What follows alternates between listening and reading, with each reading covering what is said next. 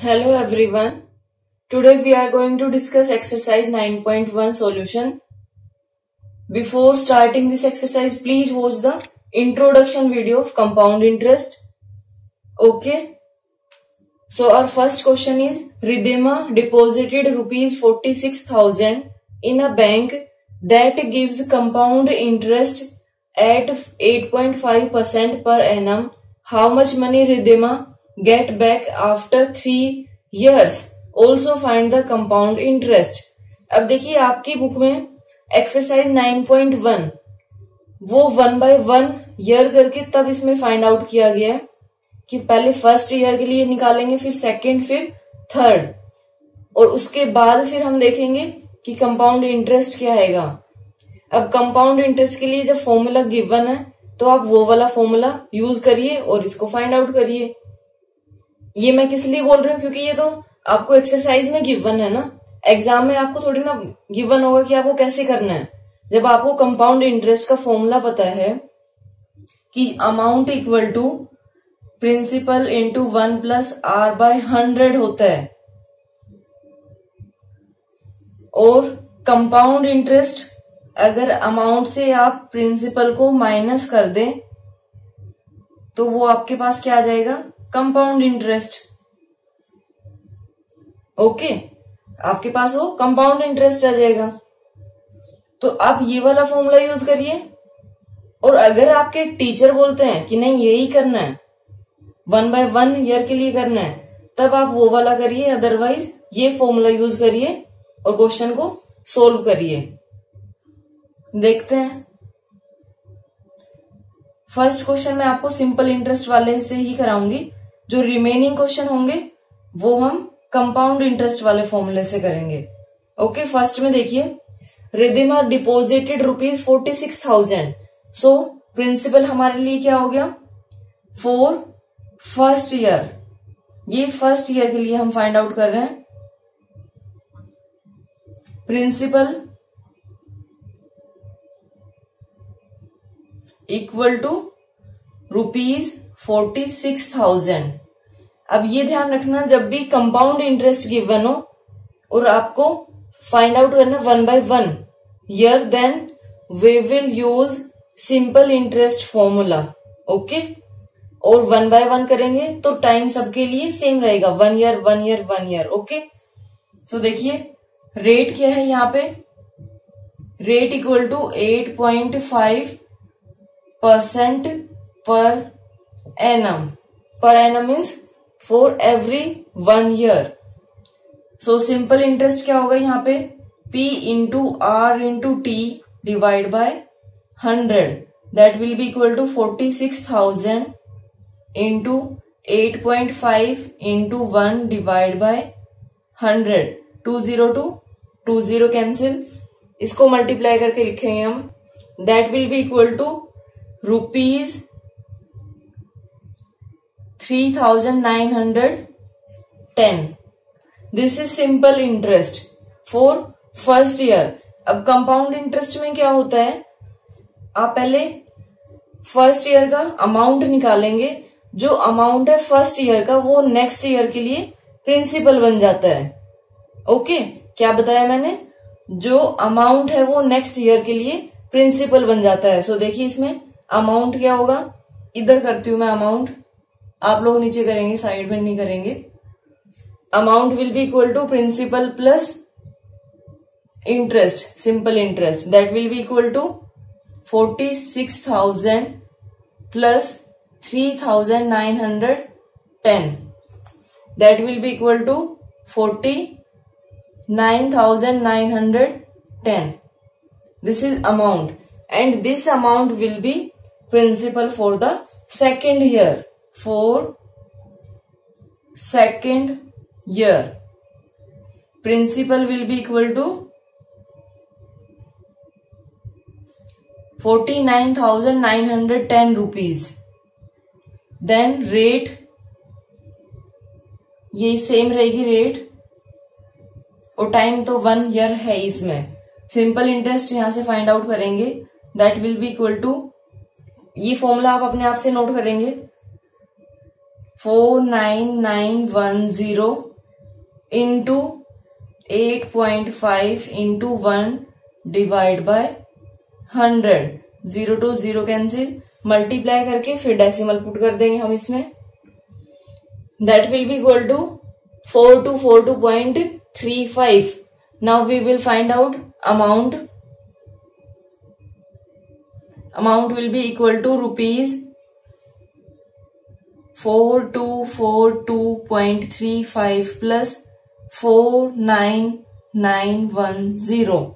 That will be equal to rupees 54152.35. Okay, this is amount for second year and this one is principal for third year. And rate same रहेगी 8.5% per annum. Now we will find out simple interest. 54,152.35 into 8.5 into 1 divide by 100. Now ये आप multiply करेंगे और 100 से divide करेंगे. That will be equal to 4,602.95 rupees. ये rupees में है simple interest. Then we will find out amount. Amount will be equal to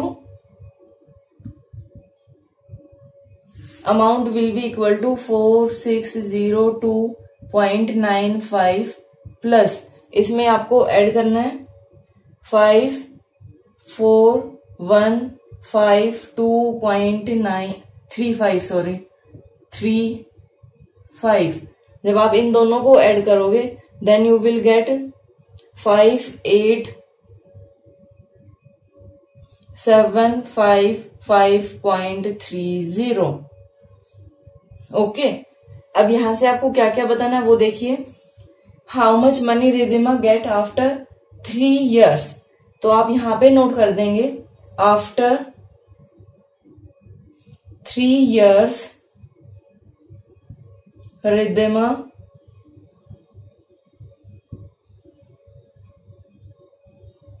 would get money equal to ये. Then also find the compound interest. Compound interest भी find out करना है आपको. सो उसके लिए हम क्या करेंगे, जो आपके पास ये आया है अमाउंट लास्ट में, इसमें से आप ये माइनस कर देंगे principal. Okay, then you will get the answer. Please do it yourself. 58,755.30 minus 46,000 करेंगे देन वी विल गेट 12,755.30. ये सिर्फ आपको नोट करना है. Now question number 2. Find the difference between simple interest and compound interest on rupees 12,000 at 9% per annum for 3 years compounded annually. Compound interest given है कि आपको compound interest find out करना है एंड सिंपल इंटरेस्ट ये भी आपको find out करना है और दोनों का डिफरेंस भी देखना है. देखिए इस क्वेश्चन को मैं फॉर्मूले से करूंगी. ओके, एक साइड में आपको लेना है simple interest and on the another side compound interest.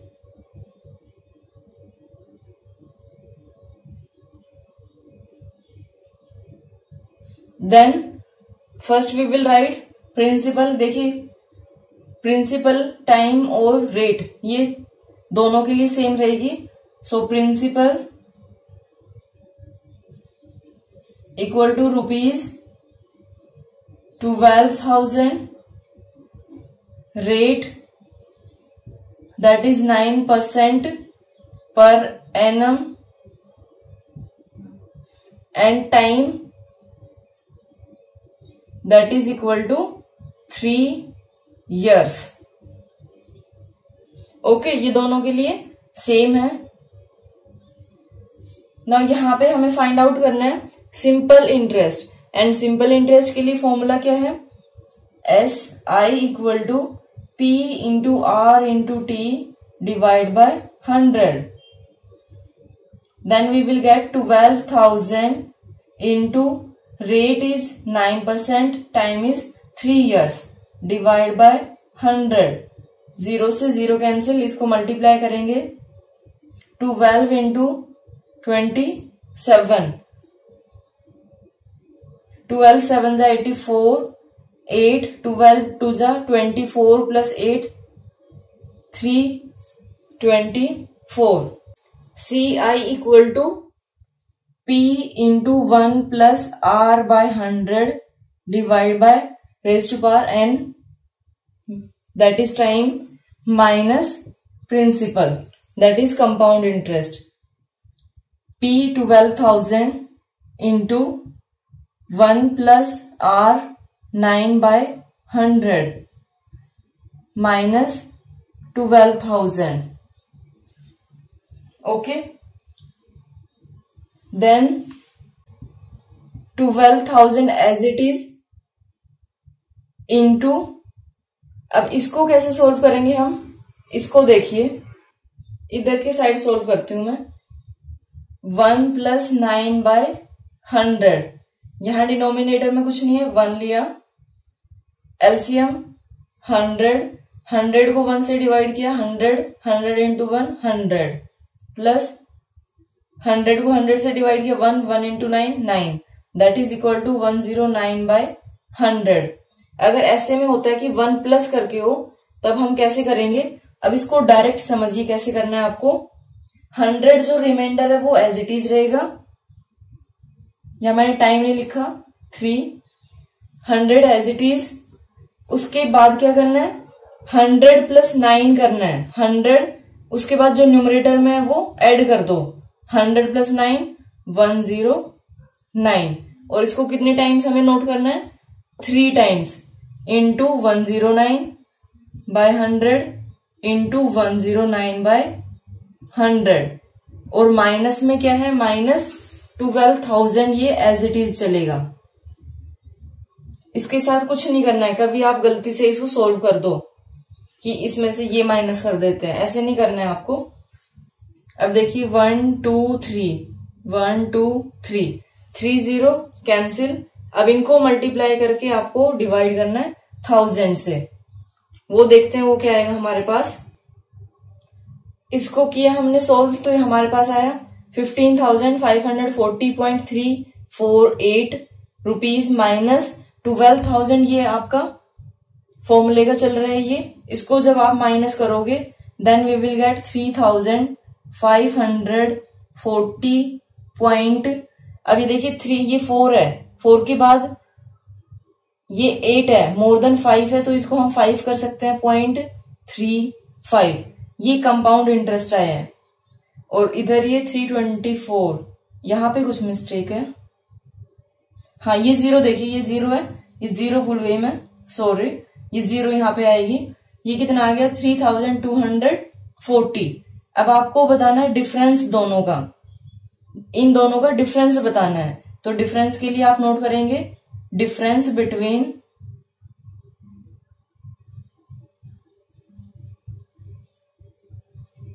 Simple interest and compound interest, that will be equal to 3,540.35 minus 3,240. इसको माइनस करना, देन वी विल गेट 3,5.4, ये तो 0 आएगा, 0 0 5 minus 2 3. This is your answer. Okay. Now question number 3. Ruhi obtained a loan of rupees 55,000 from a national bank to renovate her house.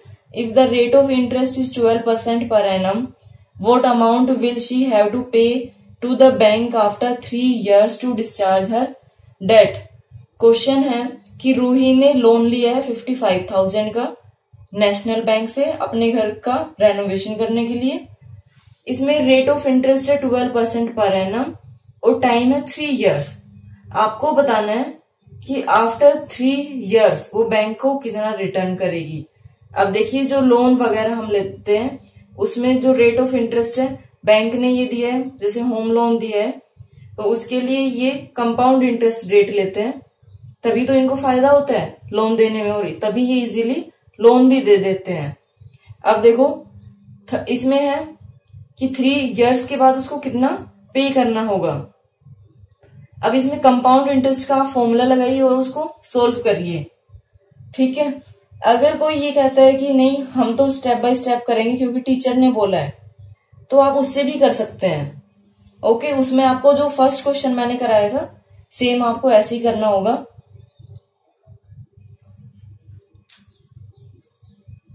यहां पे note करेंगे हम, Ruhi will pay to bank after 3 years equal to amount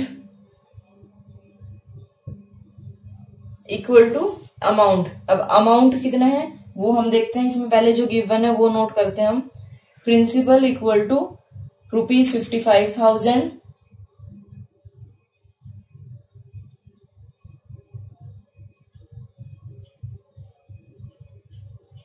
इसको चलो 1 by 1 years he कराती हूं मैं, ठीक है। फॉर फर्स्ट ईयर देखिए, फॉर फर्स्ट ईयर प्रिंसिपल ये होगा आपके पास और rate 12% per annum and time 1 year है, तो इसके लिए फॉर्मूला लगाएंगे SI इक्वल टू 55,000। फॉर्मूला आप अपने आप से करेंगे note, into 12 into 1 divide by 100, 0 to 0 cancel. देखिए इसमें सिर्फ कैलकुलेशन का काम है, बाकी कुछ काम नहीं है।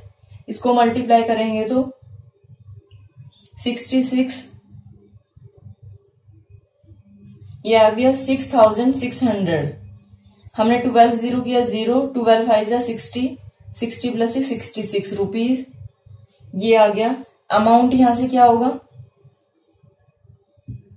Amount that will be equal to 55,000 plus 6600 that will be equal to 0 0 6 6 plus 5 11 6। This is amount for first year and this will be principal for second year, that will be equal to principal, मैं shortcut में लिख रही हूं। अब principal P equal to rupees, आप पूरा note करेंगे ये 61600 and rate equal to 12%, then SI will be equal to 61600 into 12 into 1 divide by 100, 0 to 0 cancel. ये देखिए 0 to 20 कैंसिल। अब इनको हम मल्टीप्लाई करेंगे, मल्टीप्लाई करने पे ये हमारे पास आएगा 7392 okay rupees. Then amount we have to find out, amount will be equal to 7392 plus 61600. When we will add this, then we will get 68,992 rupees. Then next year के लिए जो ये अमाउंट आया ये प्रिंसिपल बन जाएगा। यहाँ पे हम नोट करेंगे अब for third year. Principal equal to 68,992 and rate that is equal to 12% per annum. Simple interest find out करना है, that will be equal to 68,992 into 12 into 1 divide by 100। ये आपने एज इट इज नोट किया। Then इसको multiply करके और ये 100 है और 100 से डिवाइड करेंगे। Then we will get 8279.04। Now amount find out करने के लिए हम दोनों को ऐड करेंगे। अब amount will be equal to 68,992 plus 8279.04। अब देखो 0.04 है, इसको जब हम ऐड करेंगे देन वी विल गेट, हमें टोटल अमाउंट बताना है ना इसमें, यस अमाउंट आपको बताना है इसमें।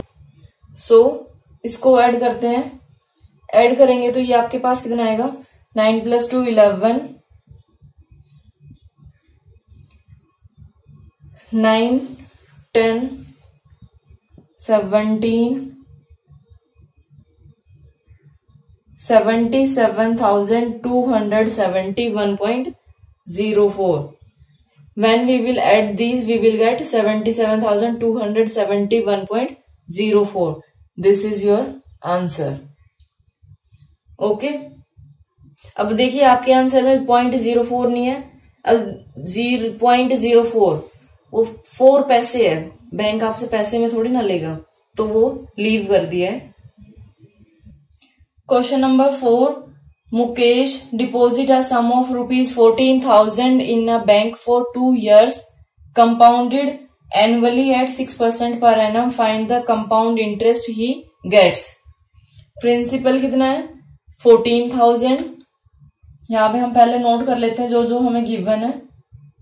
कंपाउंड इंटरेस्ट पे आपको फाइंड आउट करना है ये 14,000 principal, rate equal to 6% per annum and time equal to 2 years।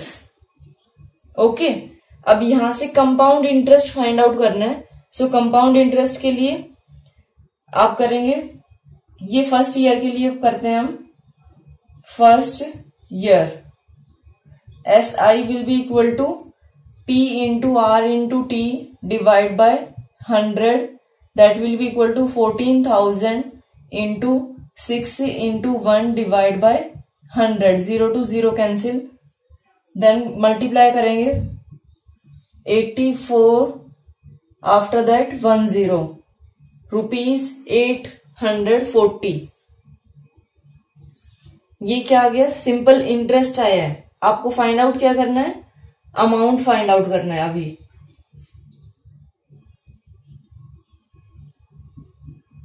Amount will be equal to 14,000 plus 840, that will be equal to 14,840 rupees, ये अमाउंट है।